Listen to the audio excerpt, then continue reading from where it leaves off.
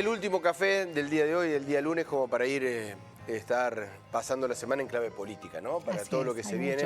Hay mucho para estar hablando, por supuesto. Son días políticamente convulsionados en la Argentina por distintos temas. Sí, sobre todo el conflicto del campo con el gobierno. Conflicto del campo con el gobierno, que ha arrancado... el tema de la deuda, el tema del aborto, la reforma judicial. Se mete el coronavirus y la economía a nivel mundial, que también por supuesto nos afecta. Y de todo esto vamos a intentar hablar en este resumen, pero como siempre lo hacemos, claro, con invitados, con Jeremías Biglia y con Nicolás Forlani, comunicador social, analista político y politólogo becario doctoral del CONICET, Nicolás Floriani. ¿Cómo van? ¿Bien? Muy bien. Bienvenidos a los dos. No, gracias por venir, por ayudarnos a entender un poco lo que se viene, ¿no? En los próximos días, lo que estamos atravesando a nivel político, digamos, situaciones muy importantes en nuestro país. ¿Querés empezar, Nico? Sí, bueno, creo que los temas que han mencionado son efectivamente los que han estado en las tapas de algunos diarios. Pero sí fuertemente como marco de conflictividad social en la Argentina ahora contemporánea. Bueno, hoy comienza el lockout patronal, desde hoy hasta el día jueves. Digo lockout porque me parece importante ahí lo discursivo, los términos. La semántica no es lo mismo. No es casual. Digo, cuando quien hace una medida de fuerza son asalariados, se denomina paro. Cuando hacen una medida de fuerza los empresarios, los productores en este caso, bueno, es un lockout patronal, ¿no? Por cierto, bueno, una medida que ha sorprendido al gobierno en función de que la decisión del gobierno nacional ha sido segmentar las retenciones, una de las demandas de una gran parte de los productores y que sin embargo, bueno, comandados más por los productores más grandes, sociedad rural mediante, bueno, han salido a movilizarse, en principio sin cortar ruta, pero sí a la vera de la ruta y en lo concreto dejando de comercializar granos y carnes. ¿Y qué opinás? Bueno, a ver, creo que cuando uno analiza las retenciones, tiene que tener en cuenta al menos 3 o 4 dimensiones. En primer lugar, retenciones y deuda, pero para ponerlo en un contexto. Argentina tiene una necesidad de hacerse de dólares para llevar adelante el pago. De eso no hay dudas. No hay dudas. Uno de los sectores que más dólares produce es el sector agroexportador, que en 2015 al 2019 se vio verdaderamente fortalecido y beneficiario bajo una devaluación que llevó el dólar de 10 a 60 y bajó la retención. Bueno, lo que está pidiendo el gobierno es, señores, necesitamos recuperar en este marco económico para saldar la deuda. Otro punto, deuda e inflación. Digo, retenciones e inflación. Nosotros no podemos pagar por la carne, por el trigo, por la leche, lo mismo que paga un europeo. Tenemos salarios que son la mitad de lo que se paga en Europa y los costos de producción son mucho menores. Por eso es bastante lógico aplicar retenciones y desdolarizar el precio de los alimentos. En tercer lugar, retenciones y redistribución. La medida puntual del gobierno de aumentar el 3% al 25% de los productores más ricos, los productores que más volumen producen, no es una medida confiscatoria, no es una medida recaudatoria, sino redistributiva. ¿Por qué? Porque ese dinero iba a permitir precisamente compensar. Bueno, pero eso es una de las grandes quejas. Al resto de los productores. Esa es una de las grandes quejas. Con bajas. Un dato ahí, con baja de más de 20 actividades de retenciones productivas, ¿no? Sí, el que más importa es la soja, ¿no? Indudablemente. El que más genera. Efectivamente. El que más genera. El único que importa. El único. Sí, pero con esa medida se benefician el 75% de los productores, ¿no? Me parece que, en todo caso, y esto sí es un tema clave. Pero desde el sector te dicen, a ver, no estamos quejándonos del 33, estamos quejando del impuesto, porque también dicen los otros el 77% que se beneficia, supuestamente tu mirada, también paga retención. Sí, paga retención, pero mucho menores. Sí, pero digo, a ver, nuevamente por eso decía al principio, retenciones de deuda, retenciones de inflación, digo, la devaluación que vivió la Argentina los vio beneficiarios. Sí, tenés una macroeconomía en el cual estamos. Ahora, yo acuerdo, un productor puede decir, seguramente, bueno, este canal lo miran muchos productores, un productor mediano puede decir, bueno, pero nosotros tenemos estructuras de costo de producción muy altos, también en dólares. Bueno, transitemos hacia otro modelo. Está claro que la lógica del agronegocio conlleva a que la producción se concentre. Hoy la Argentina tiene, por suerte, creo yo, un Ministerio de Agroecología, el Ministerio de Agricultura, un área de agroecología que, bueno, permite producir bajando 50% los costos de producción. Avancemos hacia otra lógica productiva que además, por si fuese poco, esta lógica productiva está llevando impactos socioambientales muy grandes, ¿no? En los pueblos, en las ciudades, la exposición hacia los agroquímicos generan problemas sanitarios muy grandes. Parece que es atinado tener en cuenta estas dimensiones, ¿no? ¿Y desde lo político? Sí, yo creo que... Alberto Fernández, el presidente, como que dio por cerrado el diálogo. Ya hablamos, ya negociamos, nosotros estamos dentro de la ley. Ellos quieren siempre ganar. Ellos siempre quieren ganar. Y ahí se cerró una puerta. Yo creo que hay como una especie de mensaje por parte de determinadas bases de lo que es el ámbito de los productores.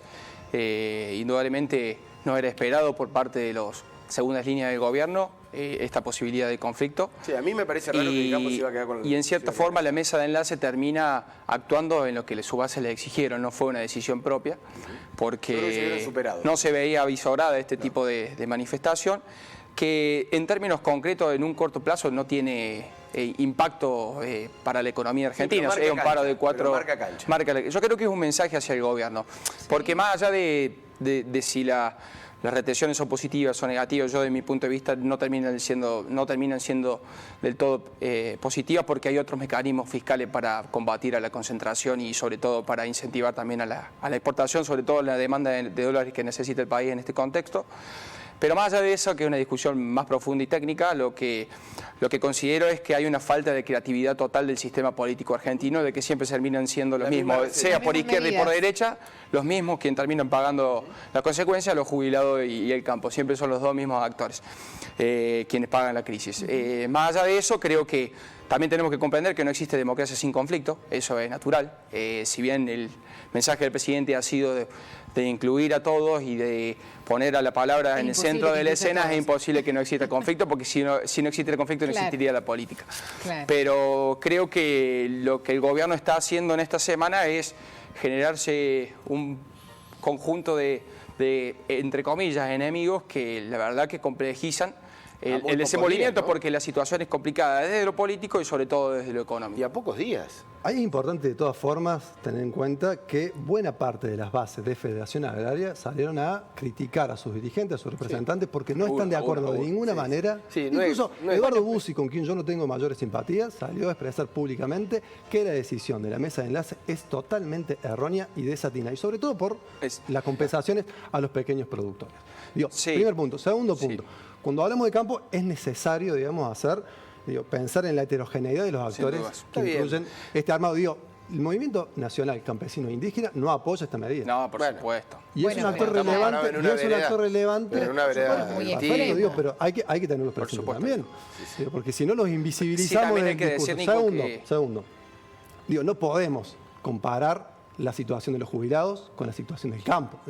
Cuando estamos hablando de que la situación económica es verdaderamente compleja, se le está pidiendo precisamente a un sector del campo, no puntualmente en esta medida, porque a las claras beneficia al resto de los actores agropecuarios, pero sí un poco de aporte para saldar una deuda social muy grande. Porque tenemos una deuda externa fenomenal. Yo no es que esté comparando, sí lo que estoy diciendo es que hay una falta de creatividad en la toma de decisiones. Y a su vez, que las medidas que se están tomando no son medidas que han tenido los resultados que se esperaban. ¿Cuáles serían las medidas?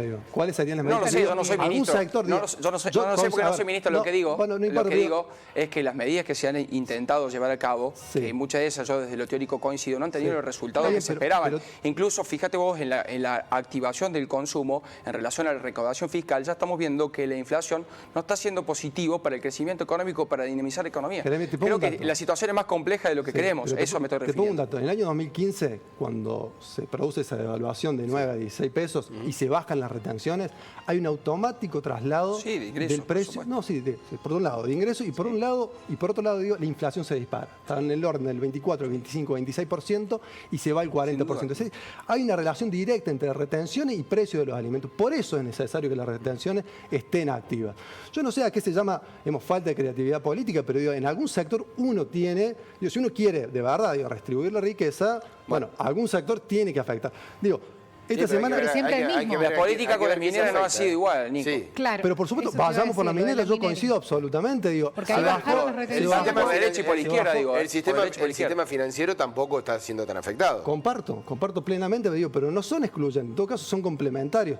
Se bajó las tasas de la LELIQ, que están en el orden del 60 al 70%, a menos del 40%. Me parece que es una medida atinada. Hay que seguir profundizando porque estamos en una Argentina que tiene una situación social muy delicada. Se conocen, algunos informes. más de 75.000 niños en la Argentina yo entiendo, con problemas de nutrición muy graves. Y quiero cerrar esta porque no la puedo cerrar. Muchas veces lo de redistribución, uno de los documentos que se están conociendo y demás, es la queja del sector agropecuario en este caso, que en definitiva no llegan a los más pobres, que no hay una situación de regularizar el tema de la pobreza, que no va a la contención de precios, como que no han dado resultados todo lo que se dice. A ver, está en marcha una ley de góndolas. Sí, eso es distinto. Que tiene que ver, digo, con la estructura de concentración. Para poder haber sin ley de góndolas, sin retenciones, digamos. Igual la ley... Es que sería inviable, porque vos tendrías el precio de tus alimentos al mismo nivel a nivel internacional. Y nuestros salarios no son lo mismo que de un europeo. Digo, por eso es importante que esté la retención. Claro, vos estás diciendo que las retenciones como que son mágicas. No son mágicas, son una medida importante para generar redistribución en la Argentina y al interior del sector agropecuario, porque un pequeño productor no puede competir con un gran productor. Por eso son importantes las retenciones. Eso no es tan cierto, Nico, porque las retenciones no son el impuesto coparticipable. Pero los beneficios, porque hay un esquema de devaluación que lo ha beneficiado. Digo, a ver, cuento un caso casi que personal. Digo, está claro. En mi familia hay un productor agropecuario que no posee campo y que se dedica a la hacienda. Si vos tenés, si el maíz no tuviese retenciones, el costo de producción para la ganadería sería mayor y el precio de la carne sería mayor. O sea, vos, yo y el resto de los argentinos lo pagaríamos más en la goma. Sí. ¿Vos decís que las retenciones son las reguladoras de precios? Son importantes, son una medida son el que mecanismo permiten, que se utiliza para eso, pero es un mecanismo también distorsivo de la economía. Eso lo sabemos. Yo creo que es correctivo en todo caso de la desigualdad al interior de la economía. Sí, pero atienden también a la concentración fiscal porque no es un impuesto coparticipable, son doble impuestos. Avancemos sobre son doble eso, carga impositiva sobre digo, la cuando estaba el producción. Fondo Sojero, vos recordás que el Fondo Sojero permitía a ciudades intermedias como Río Cuarto, por caso, tener recursos suficientes para la obra pública. Bueno, son mecanismos de... Esa es una lectura. La otra fue que un mecanismo que se utilizó en ese entonces la presidenta para saltear a los gobernadores. También podemos interpretarlo así. No, pero me parece que la lógica de funcionamiento no es mala. No, sin duda. Bueno, las retenciones indudablemente es un tema complejo. Sí, como para ir cerrando este tema al menos. ¿Es un conflicto largo el que se viene? Es un conflicto histórico. Espero que no. Espero que no. Diría que es un conflicto histórico. Sí. Creo que el gobierno, a diferencia de la etapa durante el gobierno de Néstor y de Cristina, ha decidido efectivamente tener un diálogo mucho más cercano con los productores y segmentar las retenciones abiertamente. Me parece que eso, de alguna manera... La segmentación de retenciones está como suavizado un poco. Es como suavizado. Pero ahora yo veo que en la primera medida ya tenés, antes incluso de las retenciones, tractores en la ruta. Digo, no cortando, pero sí en la ruta. Tenés un paro de 4 días, tenés las movilizaciones, hoy se va a realizar otra. Me parece que el campo ya está mostrando una intención de, bueno, acá se nos viene un conflicto que nos va a llevar varios días. Es un mensaje, pero espero que no sea... que no se profundice y que toda la dirigencia política tampoco abogue por ese conflicto. No nos ha ido bien. De todas formas, que no incentivemos a ese conflicto porque el contexto es otro, país... la situación social es otra. Recordemos que en el año 2008 el conflicto con este sector del campo movilizó a muchos actores que no tenían campo. Y hoy no. Y hoy no, me parece que la situación social... Y tampoco la situación de la oposición es la misma. No, claro. En ese entonces se estaba conformando el Grupo A, que terminó representando esa categoría social y política que emergía en ese entonces, por más que tenga antecedentes históricos, sin duda. Y el bloque de la mesa de enlace no está tan sólido. Y tampoco no está tan homogéneo, eso es cierto. Bueno, el otro tema que se viene es el aborto, ¿no? El debate por el aborto legal. Ese también va a ser, también aquí polémico entra, y difícil. Sí, porque entiendo, por lo que uno ve, hay una situación desde la sociedad, desde lo político, como que hay condiciones distintas, diferentes, y como que en este caso está encaminado para que se vote. Claro, como para que se vote y tenga una aprobación. Pero sorprendió la fuerza de la Iglesia este fin de semana. No sé si sorprendió, pero una vez más no baja los brazos la Iglesia en esta situación, ¿no es cierto?, de demostrar su descontento y de, entre comillas, militar la posición distinta y diferente. Sí, yo creo que fue uno de los puntos a destacar del mensaje inicial del presidente en la Cámara de Diputados, ante el Congreso, perdón. Y la verdad que estamos advirtiendo que se ven dos posiciones que parecieran ser irreconciliables, al menos del discurso y hacia afuera. Yo creo que fue muy contundente la exposición de ambos, a su vez incluso también comprendiendo de que paradójicamente la Iglesia manifestó o trabajó con cierto apoyo para el Frente de Todos en lo que fue las elecciones presidenciales, sobre todo lo que hace al conurbano y a la provincia de Buenos Aires. Alberto Francisco también. Exactamente. Creo que se ve una posición de 1/0, casi que pareciera que no puede haber como una superación de la situación, pero creo que el presidente ha sido muy contundente en el mensaje y el proyecto va a ser presentado en los próximos días y con su posterior tratamiento. Hay un clima social y político. Yo creo en este caso, por una cuestión de opinión personal, creo y valoro fuertemente la función de control moral y colectivo que puede tener la Iglesia en la sociedad, pero aún así, en lo que hace a la lucha y a la disputa por los derechos, creo que en este caso hay todo un nuevo colectivo del feminismo y de la mujer que está reclamando hace tiempo por algo que se merecen. La posición de la Iglesia es nítida, es clara, me parece coherente con su tradición y no me parece mal que sus seguidores, que sus fieles la opten como propia en relación a sus propios cuerpos. Yo tengo la oportunidad de formar en espacio académico y de activismo político, compartir espacio con muchas mujeres con una gran formación en género y creo que el planteo es muy nítido, digamos, muy claro y que debería ser asequible, creo, a toda la ciudadanía. Digo, 2 puntos centrales. En primer lugar, el aborto existe en Argentina. Sí, está claro. Lo hacen personas de clase alta, mujeres de clase media y mujeres de sectores populares, con una diferencia. Los sectores populares con riesgos mucho mayores. Si el Estado no activa un protocolo, una medida de garantizar el aborto seguro, legal y gratuito, lo que está haciendo por omisión es garantizar y reproducir esa desigualdad. Por eso es necesario que el Estado tome cartas en el asunto. Bien. Y en segundo lugar, digo, hay una posición muy clara, digo, ya han recurrido decenas, centenas de años, donde la sociedad toda, y en particular nosotros los varones, nos reclaman las mujeres, no puede ser que estemos decidiendo sobre el cuerpo de las mujeres. En todo caso, la tarea de la sociedad, y en particular de los hombres, es de iniciar un proceso de revisión de nuestras prácticas ligadas a la masculinidad hegemónica, al sistema patriarcal, que hoy nos estamos llevando literalmente una mujer por día en la Argentina. Digo. Estamos hablando de femicidios que se reproducen diariamente. Por eso digo, este mensaje tiene que ser muy claro. Por un lado, la desigualdad en relación al aborto y por otro lado, el derecho de las mujeres a decidir sobre sus propios cuerpos. ¿No abrió varios frentes juntos el gobierno? Es una posición para destacar, esa, en decir que bueno, la situación y la cantidad de conflictos en los que se encuentra el presidente son numerosos, todo esto significativos. Tiene que estar viendo la inflación, tiene que estar viendo la deuda. Y todo en el contexto material, económico, que no facilita las cosas. Aún así, creo que también en esta necesidad de la construcción del mito político, no hay política sin mito, en cierta forma el presidente también está buscando cómo generar un nuevo relato de gestión y de gobierno para sobre todo también contener su base social y política que lo llevó al poder. Aún así, son distintas aristas las que se están discutiendo en este contexto. Pero estará en la capacidad articuladora también del presidente para sostener la estabilidad política democrática. El propio Alberto en campaña señaló varias veces que si no llevo adelante las medidas que estoy prometiendo en campaña, espero que la gente salga a reclamar. En buena hora, creo yo, que sus decisiones, que su propuesta de campaña, digo, el tema del aborto estaba en campaña. El tema de la resolución del hambre en Argentina estaba en campaña. Bueno, en buena hora que se lleven adelante esta decisión. A las claras genera una conflictividad social muy importante. Ahí hay 2 puntos, ¿no? Con ese revisionismo de campaña, que es jubilados y al sector del campo el diálogo.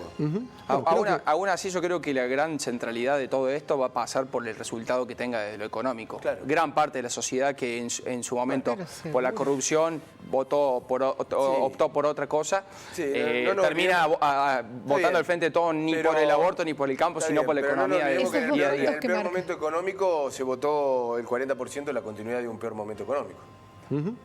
Bueno, y fue un porcentaje alto.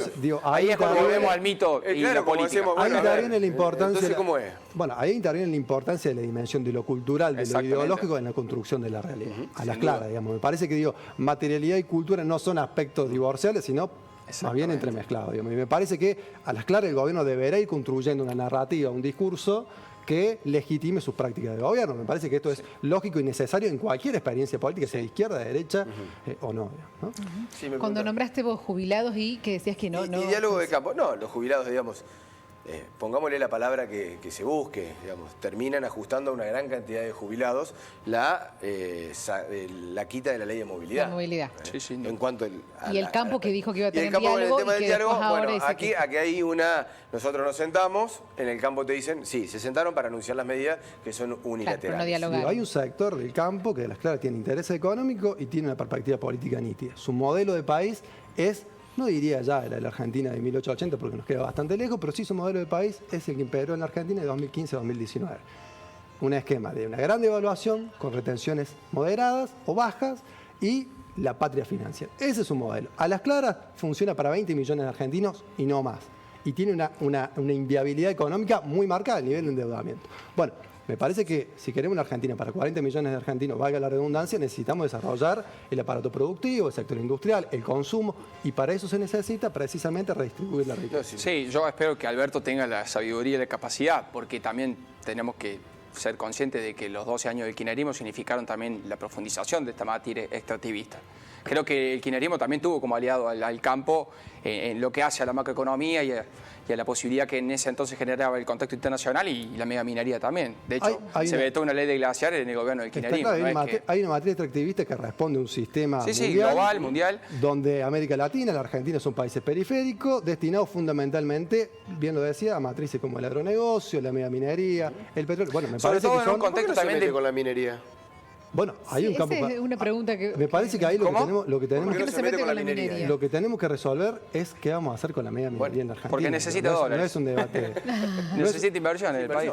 Bueno, a propósito de eso, paso el dato, ya que intuyo que estamos cerrando. Ahora el jueves vamos a tener un foro de debate socioambiental donde estos temas van a estar en la agenda. ¿Qué hacemos con la media minería? ¿Qué hacemos con el agronegocio? Bien. ¿Qué hacemos con el fracking? Bueno, Lara dice, me parece que es verdad, la mayoría de los diputados del Congreso son hombres y ellos son los que empezarán a debatir sobre nuestros derechos, sobre nuestro cuerpo. Es necesario que haya apoyo de la sociedad para que sea ley. Otro mensaje de Marina, nunca se va a llegar a un acuerdo, como dijo el presidente, el campo es la oposición, hay que ser equitativos con el pueblo. Soy un mediano productor. Me parece que el presidente no vela por nuestros derechos. Todos los sectores estamos afectados por la economía. Acá les gusta sacar más al que trabaja. O sacar al que más trabaja, dice Mario. Y Esteban también opina, cansados de los impuestos, soy comerciante y lo del campo me parece una injusticia.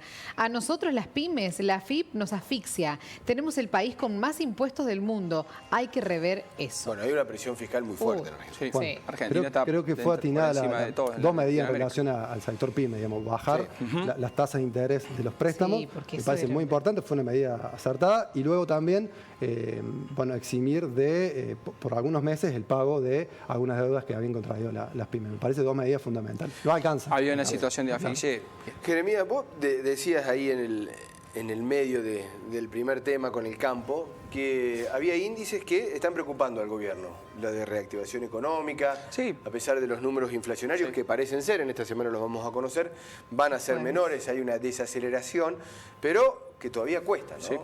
Sí, la recaudación fiscal no está siendo superior a la inflación, con lo cual estamos viendo que entonces la inyección de consumo que se intentó buscar no está teniendo los resultados positivos, con lo cual eso evidencia que la recesión y la situación de crisis era más profunda de lo que se creía, pero a su vez con una enorme complejidad ante la posibilidad de que eso genere mayor recesión o menor expectativa de la sociedad de cara a lo que se viene, con lo cual va a ser fundamental lo que pase en estos días con la cuestión del Fondo Monetario y la posibilidad o no de resolver la situación de la deuda, para que también tengamos una mirada más clara de lo que va a suceder en estos próximos meses, porque más que yo lo que coincido con el presidente, más que pensar en lo que va a pasar en 4 años, hay que pensar en lo que puede pasar la semana que viene, porque sobre todo en esta era de las turbulencias, donde de un día al otro te baja el 30% del precio del petróleo crudo, que creo que en Argentina no vaya a tener consecuencias la baja de los precios de la nafta,